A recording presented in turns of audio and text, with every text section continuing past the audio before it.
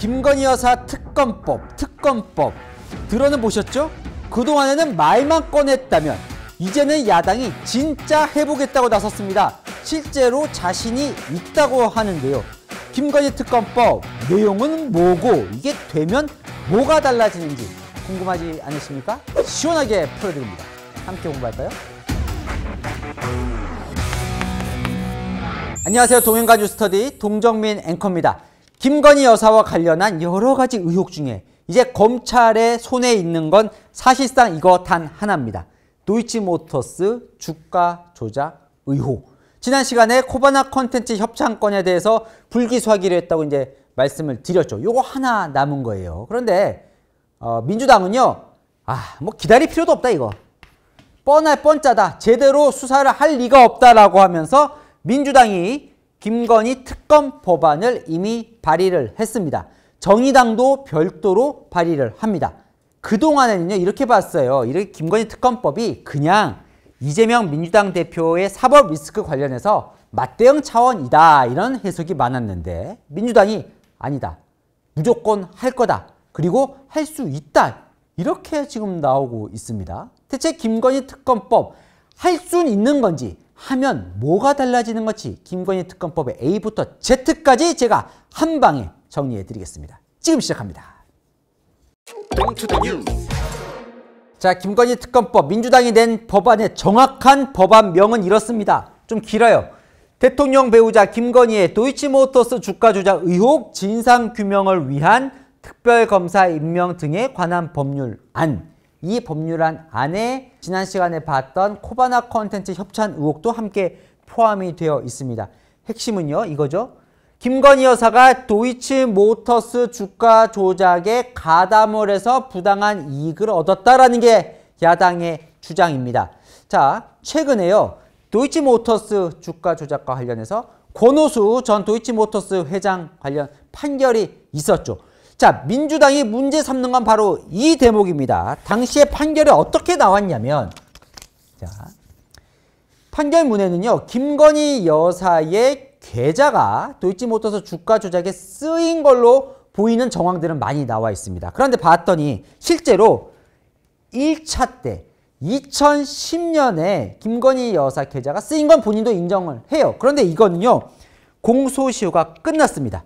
10년이거든요, 공소시효. 그렇기 때문에 그건 나와봤자 어차피 처벌을 할 수가 없어요. 그런데 이게 클리어가 되지 않은 이유. 민주당은요, 2차 작전, 그 이후 공소시효가 남아있는 곳에서도 김건희 여사가 가담한 의혹이 있다는 겁니다. 실제로 보면, 재판 보면 이 2차 때도 최소 48건 김건희 여사의 계좌가 주가 조작 거래에 쓰인 48건이 있다고 지금 민주당은 이야기를 하는 거예요. 실제로 검찰은 이 내용에 대해서 수사를 하고 있습니다. 그런데 민주당은요, 아까 말씀드린 것처럼 이 수사 어차피 뭐 소환 조사도 한번 안 하는데 제대로 될 리가 없다라면서 김건희 여사는요, 내가 내 계좌가 주가 조작에 쓰였는지 나도 모르겠고 쓰였더라도 나는 피해자다. 무슨 가담이냐 이렇게 지금 해명을 하는 거예요. 민주당은요, 그럼 특검하자라고 특검 법안을 낸 겁니다. 자, 특검 법안이 통과가 되면 어떻게 되는 걸까요? 자, 김건희 특검법 이 법안 발의된 걸 제가 봤습니다. 자, 이렇게 돼요. 이 특별 검사를 임명하게 되는데, 자, 여러분 잘 안 떠오르시면 가장 최근에 특검했었던 최순실 뭐 국정농단 때 특검 생각하시면 될 것 같아요. 자, 당시에 특별검사 누구였죠? 여기 보면 박영수 특검이었습니다. 뭐 최근에 뭐 여러 논란에 휩싸여 있지만 박영수 특검 당시에 임명을 했었고요. 자, 파견 검사 10명을 봤습니다. 이거 뒤에 검사들 보이시죠? 요 끝에 보시면 클로즈업 좀 해주시면 지금 윤석열 대통령 당시에 파견 검사로 나와서 국정농단 수사를 했었죠. 그리고 또 뭐 검찰, 경찰 뭐 필요하면 다른 뭐 국세청 여러 곳에서 특별수사관 40명을 또 이내로 받을 수 있어요. 그러니까 이 특검법이 통과가 되면 김건희 여사와 관련된 도이치모터스 주가 조작 관련된 수사만 이 50명, 최소 50명이 달려들어서 이제 수사를 하게 되는 겁니다. 기간을 얼마 정도 하게 되냐면요. 자, 최대 120일을 하게 되는데 준비기간 20일 있고 그다음에 1차 수사를 70일 동안 하게 되고 또 30일 물론 대통령 허가를 받아야 되지만 30일 연장을 할 수 있습니다. 120일을 하게 돼요. 이게 또 중요한데요. 자, 이 국정농단 사건인데 기억나십니까? 매일매일 수사 진척사항을 브리핑을 했었습니다. 당시에 이규철 특검보가 매일매일 브리핑을 했는데 실제로 이번에 발의된 이 김건희 특검법 안에도요. 국민 알 권리 차원에서 수사 내용을 수시로 브리핑할 수 있다는 내용이 들어 있습니다. 그러니까 이 많은 검사가 120일 동안 수사를 하면서 매일매일 김건희 여사 관련된 수사 내용을 언론에 알릴 수 있게 되는 거예요. 자, 이 특검법의 위력은요. 재판도 엄청나게 빨라집니다. 실제로는 1심 대법원까지 판결 나오면 하세월이죠. 그런데 이 특검법 관련해서는 특검이 공소를 한 이후에 1심 3개월, 2심까지 2개월, 3심 대법원까지 2개월. 여기 보면 7개월 안에 모든 재판 끝까지 다 마치게 되어 있습니다. 자, 전혀 다른 법안이 지금 탄생을 하는 겁니다. 자, 김건희 특검법 이 시작부터 지금 논란이 있었습니다. 자, 뭐냐? 자, 특별검사 원탑 특검을 누가 추천하느냐예요. 이 법안 안에 이렇게 쓰여 있습니다. 대통령이 소속되지 않은 국회 교섭단체가 추천을 한다.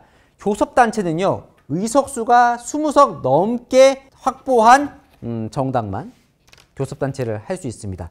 지금 현재 정당별 의석수예요. 여기 보면 20석 넘는 정당 딱 두 곳 있습니다. 더불어민주당과 국민의힘. 그런데 조건이 있죠. 대통령이 소속되지 않은 국민의힘 대통령 소속돼 있잖아요. 대통령이 지금 국민의힘 당원이잖아요. 그러니까 결론은 민주당이 추천을 하겠다는 거예요.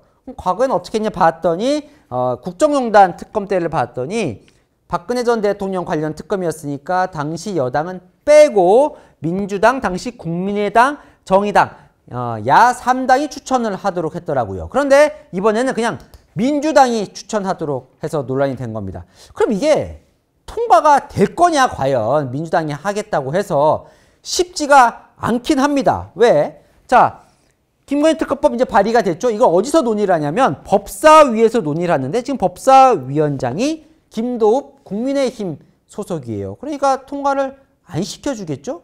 그런데 민주당은 할 수 있다는 거예요. 왜? 법사위 거치지 않고 우회적으로 바로 칠 수 있는 방법이 있다. 흔히 말하는 패스트 트랙입니다. 법률 용어로 말하면 신속 안건 처리, 국회법 제85조에 있는 건데요. 방법은 이래요. 두 가지 방법이 있습니다. 이거 하면 법사위원장 거쳐서 바로 안 거치고 바로 할 수 있어요. 법사위에서 5분의 3, 전체 의원의 5분의 3 이상이 찬성하거나 본회의에서 5분의 3 이상이 찬성하면. 자, 법사위 볼게요. 법사위가 총 18명이거든요. 자, 18명에 곱하기 5분의 3 하면 10.8명이 찬성해야 됩니다. 그러니까 11명이 찬성을 해야 돼요. 그럼 법사위가 어떻게 구성이 되어 있나를 봐야겠죠. 이게 딱 제가 준비를 했습니다. 자, 민주당 입장에서는 아쉽게도 10명이에요. 10명. 한 명이 더 있어야 돼요. 플러스 한 명. 근데 여기 보면 국민의힘 7명인데 여기는 찬성해 줄 리가 없잖아요. 그럼 나머지 한 명이 있는데 이게 하필 시대전환 조정훈 의원입니다. 조정훈 의원은 지금 김건희 특검법에 반대를 하고 있어요. 10명이기 때문에 11명이 안 돼서 여기는 안 돼요. 이 방법은 안 돼요. 그럼 두 번째 방법이 있죠. 본회의 5분의 3. 본회의가 이제 300명이니까 재적 의원. 여기 이제 곱하기 5분의 3 하면 180명 이상이 찬성을 해야 되는 겁니다. 자, 여기서 이제 중요합니다. 이거 잘 보셔야 돼요. 자, 이거 조금 뺄게요. 자, 180명이 있어야 되는데 민주당 169석이에요. 11석이 부족합니다. 여기 보면 기본소득당 여기 용해인 의원 찬성합니다. 그리고 시대전환 아까 조정훈 의원은 아니죠. 무소속 의원 중에 민주당 성향 의원들이 있어요. 5명이 있어요. 5명. 박완주, 민영배, 윤미향, 김홍걸 그리고 양정숙 의원. 이렇게 5명이 있습니다. 그래도 합치면 175석. 5명이 부족해요. 그러면 보십시오. 여기만 찬성하면 되는 거예요. 여기. 정의당 6석만 합치면 어떻게 되냐면 181석. 180명 이상 찬성이 되는 겁니다. 자, 그런데 이게 된다고 또 되는 게 아니에요. 이렇게 180명 찬성이 돼서 넘어갔어요. 국회에서 통과가 됐어요. 그런데 대통령이 거부권을 행사할 수 있습니다. 대통령이 거부권을 행사하면요. 다시 통과시키는 방법은 있는데 이게 까다롭습니다. 본회의 3분의 2, 200석 이상의 찬성이 필요해요. 이거는요. 지금 이제 한 명 빠져서 299명인데 국민의힘 115석이 반대를 해버리면 방법이 없습니다. 방법이 없어요. 그런데도 민주당은 정의당 협조만 얻으면 패스트 트랙만 태우면 뭔가 할 수 있을 것처럼 이야기를 합니다. 그럼 왜일까요? 자, 패스트 트랙에 태우려면 정의당의 협조가 필수적입니다. 정의당도 김건희 특검법을 하자곤 합니다. 근데 좀 내용이 달라요.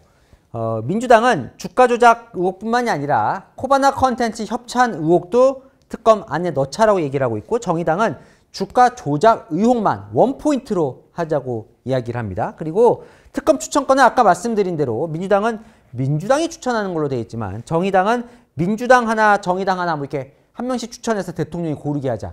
좀 달라요. 자, 민주당은요. 어떻게든 대상도 추천권도 정의당과 협조를 해서 정의당이 협조를 얻어내겠다. 그래서 3월 내에 무조건 패스트 트랙을 처리하겠다라는 방침입니다. 자, 아까 말씀드린 대로 윤석열 대통령이 거부권을 써버리면 이게 결국은 안 되는 것 아니냐. 그런데도 왜 3월 내에 꼭 하려고 하느냐. 지금부터는요. 정치의 영역입니다. 자, 어떻게 되느냐. 민주당의 계획이 있습니다. 자, 국회법상 이렇게 되어 있어요. 패스트 트랙을 태우면은 180 이내에 해당 상임위에서 심사를 마쳐야 합니다. 180일이면 6개월이죠. 6개월. 그러니까 3월 말에 태우면 9월 말에는 이제 법사위 심사를 무조건 마쳐야 돼요. 그리고 심사를 마치면 자, 60일 이내에 본회의에 상정을 해야 됩니다. 본회의에 상정을 하면 무조건 60일이 지나면 첫 번째 본회의에 무조건 상정하도록 법안이 되어 있습니다. 60일 2달 지나면 11월 말이죠. 자, 11월 말에 통과가 되더라도 대통령 거부권을 행사하겠죠? 그런데요. 민주당은 쉽지 않을 걸로 보고 있습니다. 왜냐? 여기서부터 이제 정치의 영역이에요. 첫 번째. 11월 말에 올라오는데 예산안 처리가 12월 2일이에요. 자, 예산안 처리는요. 무조건 키를 야당이 쥐고 있습니다. 야당은요. 압박하는 거죠. 자, 예산안 처리를 앞두고 야당이 통과시킨 안을 거부권을 행사할 거냐. 그것도 국가와 관련된 법안도 아닌 본인 처와 관련된 가족과 관련된 도덕적인 문제에서 대통령이 거부권을 행사할 수 있겠냐라는 압박입니다. 두 번째, 자 만약에 거부권을 행사하더라도 그때가 언제죠? 내년 4월 총선 코앞입니다. 자, 누가 비난을 듣겠느냐? 자, 거부권을 행사하는 윤석열 대통령에게 여론이 부담이 갈 수밖에 없다. 자, 그래서요 민주당은요 앞으로 계속 양곡관리법, 방소법, 간호법 거대 의석수를 바탕으로 계속 밀어붙여서 통과를 시키겠다는 전략입니다. 그러면 이거 다 대통령이 반대하고 있는 거 아니거든요. 그럼 대통령은 여야 합의가 안 이루어졌으니까 거부권을 행사하겠다고 지금 거의 예고를 해놓은 상황이에요. 대통령을 계속 거부권을 쓰도록 유도를 하는 겁니다. 그러면 이렇게까지 썼을 때 더 부담은 커질 수밖에 없다는 거죠. 왜 부담이 크냐? 왜 부담이 크냐? 김건희 여사 특검과 관련해서는 필요하다는 여론이 필요 없다는 여론보다 훨씬 많거든요. 여론이 우리 편에 있기 때문에 대통령은 계속 부담을 가질 수밖에 없을 거다. 특히 언젠 11월 말에는 이걸 노렸다는 분석이 많습니다.